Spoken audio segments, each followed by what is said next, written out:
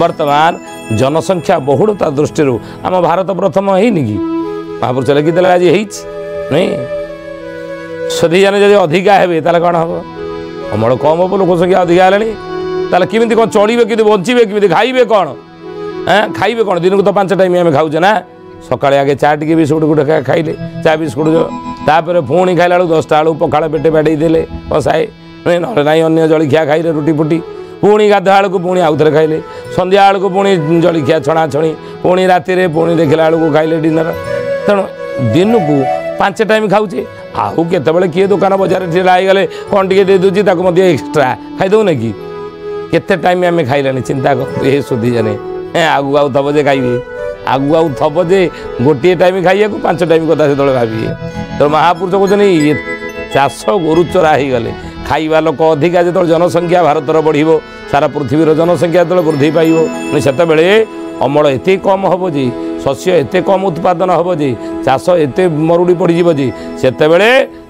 निर्माल्य पड़ब तुंडे प्रत्येक लोक को जदि हिसाब करा जी अमल होती शस्य हिसाब कले निर्माल्य भाया पड़ो बोली अच्युतानंद कहले सतीश पाठक भिक्षा मागी जी कूल भुआ शुणी दांडे ये कथा माड़िकार लिखाई आज सत होरी आगू सत हो तो हे ज्ञानी गुणी मंडली से भक्त को नाना कषण पड़ब अन्न जल न मिल बहुड़ालो अन्न जल न मिल माता सुतरड़ी भक्त लीला शुणी इंद्र पृथ्वी न पाड़ब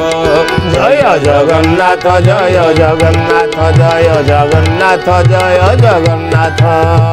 से भक्त को नाना कषण पड़ब अन्न जल न मिल अच्युतानंद कहले रामचंद्र ये साधारण लोक कथा छाड़ साधारण लोक मान कथा पछ कथा किंतु भक्त मान को अन्न जल मिल ना से समय भक्त मान को अन्न जल मिल ना अन्न जल भक्त मैंने पाइबे नहीं प्रभुंर भक्त मैंने अन्न जल पाइबे नहीं बचे किमिति ए गुरुदेव से बचे किमिति खाइबे कौन पीबे कौन किमिति चलिबे से बोलिए महापुरुष अच्युतानंद जी की सधे जाने ज्ञानी गुणी मंडली आज मालिका वचन रे आम आलोचना करुचे अच्युतानंद महापुरुषंकर मालिकार नाम है शिवकल्प नवखंड निर्घंट आउ ये शिवकल्प नवखंड निर्घंटर विषय कौन ना महापुरुष लिखते चाष हेब गुरु चराल बौल चाषी मुंड कोड़ी हे ज्ञानी गुणी मंडली सुधी जन अच्युतानंद महापुरुष शिष्य रामचंद्र बज्रकर गुरुदेव ताले लोक मैंने बचे किमिति किमिति बचे ना 15 दिन रे भोजन करिवे बरफ सिउड़ी आनी माया विमान मुह बड़ टाण नुहे बोलुथिबे पुणी जय जगन्नाथ पतित पावन ओडिशा बड़ ठाकुर कल्प बटवासी प्रभु ब्रह्म राशि पड़ी पड़ुसनासन कहले कहले बाबू रे बचे चलिए किमिति माने कौन जो भक्त मैंने थे आसी 15 दिन भोजन करेंगे बरफ सिउड़ी आनी 15 दिन बरफ सिउड़ी आनिक लोक खाइबा बाध्य हे 15 दिन किंतु मायाबी मैंने जो मैंने थे टाण देखा हाँ कहे मायाबी मान मुह बड़ टाण नुहे बोलुवे पुणी ना कौन हम इमिति कौन परिस्थिति आसो इमिति कौन समय आसो अन्न संकट देखादेव अन्नाहार देखादेव दुर्भिक्ष पड़ब लोके जीवे बहु मरी 64 रोग भ्रम थी फेरी फेरी अर्कित दास महागुप्त पद्मकल्प लिखिले दुर्भिक्ष कौन पड़ब अनाहार पड़ब हाँ जहाँ 600 वर्ष तले पंचसखा मैंने मालिकार लिखिले आज वैज्ञानिक मैंने ग्रहण कले से कथा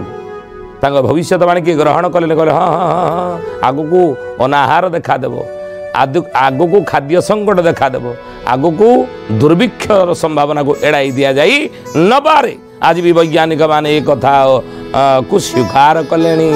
ग्रहण कले एक कथा कहले विभिन्न पत्र पत्रिका विभिन्न समाचार आपण मैंने कौन एक कथा शुणी ना आम शुणुचु आप शुणी तो महापुरुष कहले कहले बाबू रे ये संकट ये दुर्दिन ये समय आसो अनाहार पड़ो खाद्य संकट देखादेव आ से कौन हम भक्त मैंने रे किमिति ना भक्त जेटा किण थिबे हेमंत बेड़ा को बाबू हेमंत बेड़ा को वृक्ष चिन्हि रखी थिबे क्युदा हरिबा को बाबू क्युदा हरिबा को बोले भक्त जे टाकी नथिबे मन बेलू भक्त पूरा टाकी आगुरी थे यही समय को ये समय दिन ये दुर्दिन दिन ये मुहूर्त दिन आसब आसिले से कौन करवा कि ना वृक्ष चिन्ह रखी थे क्षुदा हरवा को अच्युतानंद कले राम से कहीं व्यस्त हे क्यों गचर मूल क्यों गचर पत्र क्यों गचर चेर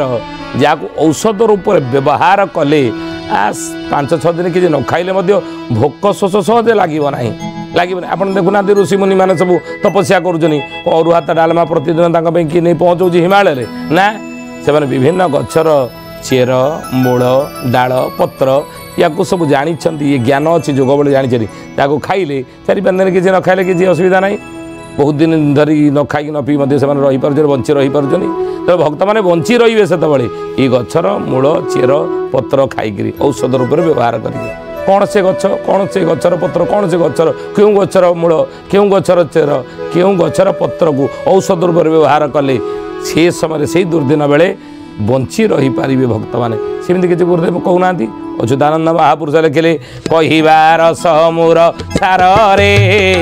उठब जहा तू करिबु आहार रे उठब राधे गोविंद गोविंद गोविंद हे उठब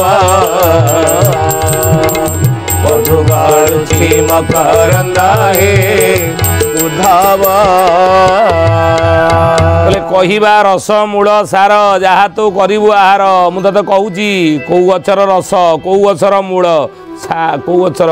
चेर को तो औषध उपर व्यवहार कले कि दिन खाई बंची पारू कौन कौन ना त्रिगुण एक गुणे समारे उद्धव हरिकेशर भूमि निमारे उद्धव राधे गोविंद गोविंद गोविंद हे उद्धव मधुगाळुची मकरंद हे उद्धव बोले त्रिगुण एक गुणे सम हरिकेशर भूइनिम हरिकेशर नबु आउ भूइनिम कहले चिरेईता जेतिकी चिरेईता नबु सेतिकी हरिकेशर नबु सम परिमाण रे आउ तादरे कौन मिसेबू ना बट ओहोळ तही भरी रे उद्धव सुखाई एकत्रता चोरी रे उद्धव राधे गोविंद गोविंद गोविंद हे उद्धव मधुगाळुची मकरंद हे उद्धव हरिकेशर भूइनिम बट ओहळ तही भरी बर ओहळ किछि नबु जेतिकी बर ओहळ नहीं थिबु सेतिकी तू भूइनिम नबु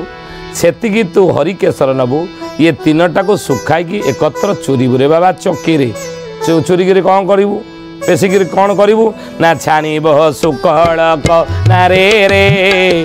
उद्धव गर्भ को हखीब पानी रे रे उद्धव राधे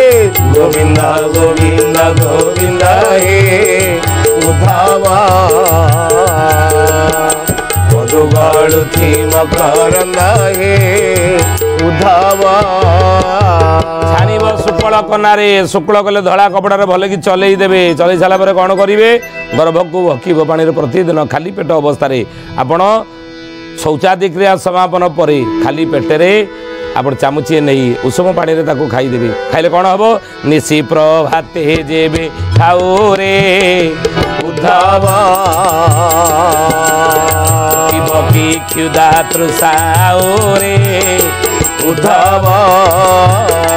राधे गोविंद गोविंद गोविंद हे उद्धव मधुगाळुची मकरंद हे उद्धव प्रतिदिन खाइले प्रातः काल सकाळ बेला थिब कि क्षुदा तृषा आउ 7-8 दिन किसी न खाइले 4-5 दिन किसी न खाइले भोग शोष सहज हुए ना